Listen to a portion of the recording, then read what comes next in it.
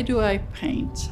My work has to do with nature in abstract forms, mostly water and sky, but also landscape, or items from the garden. Sometimes I have just used very classical forms of circles within squares. To use these very simple forms to become very meditative pieces. And they are meditative even when they're landscape. That's important to me. Well, if we're going to start from the very beginning, I grew up in Sweden. As a child, drawing and painting, was my thing. Ballet, I was too clumsy. And so drawing and painting I really liked. It was my favorite subject.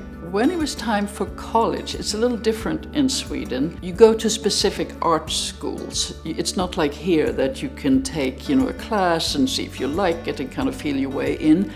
And I was pretty shy as a child, and it was just too overwhelming to think that I would go to that specific art school, so I actually didn't. If I had not met an American and we decided to get married, and for me to move to America where I didn't have a work permit, and he said, instead go back to school and study what you want, I don't think I would have become an artist.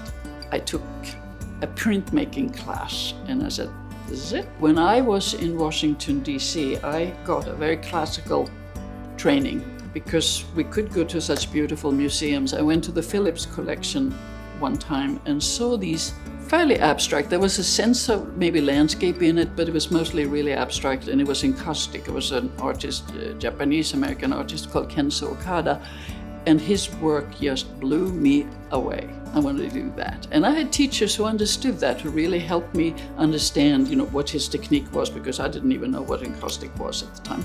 I incorporated figurative work now and then, but I felt really in love with texture and colors more than anything. And it's, looking back, I think the work then was sort of more all over the place and much more vertical in a lot of senses. My work changed a lot because of going to Greece a lot, this beautiful, beautiful place on Paros, where there is a horizon. Wherever you are on the island, you see a horizon. And horizon has a tendency to kind of calm down your visual language. I feel now when I paint, whatever it is, there is much more a linear element that way. Simplifying it from being rather busy to much more meditative, much more calm, I think, even though it is a lot of depth, a lot of stuff going on in the layers. Antiquity is very much present on this island, and that sense of history is appealing to me for a variety of reasons. So I will create sort of broken fresco wall, if you want, in my paintings many times. So that and the blue of the sea and the sky. What I do when I paint, I will paint, let's say there's a blue surface that you see, but that blue has happened through maybe 20 layers of different blues with marble dust and in between, not mixed with it, but in between, and that sanding and pushing and pulling. That love of layering goes way back in my mind, so that's important when I make it. Makes it richer to me. There's a history in the piece, even when the subject matter is sort of historic.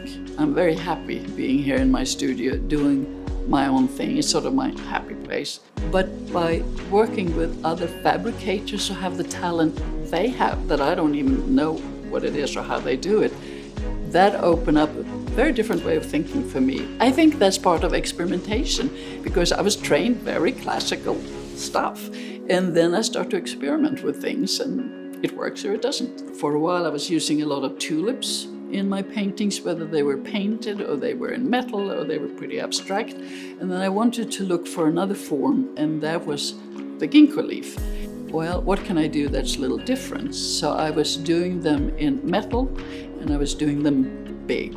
That was how it started. And I think ginkgo has almost become a tree for Lexington, because it's planted everywhere, and as we all know, they're so beautiful in the fall. It's also the aspect that ginkgo has been used for healing. That healing aspect of it, I think, is important for us through art.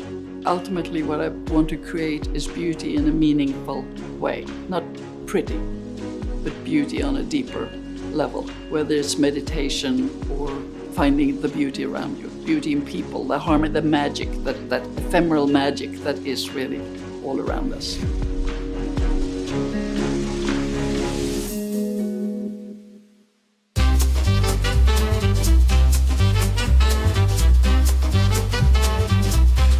Creating sparks through the arts, ArtsConnect, connecting us.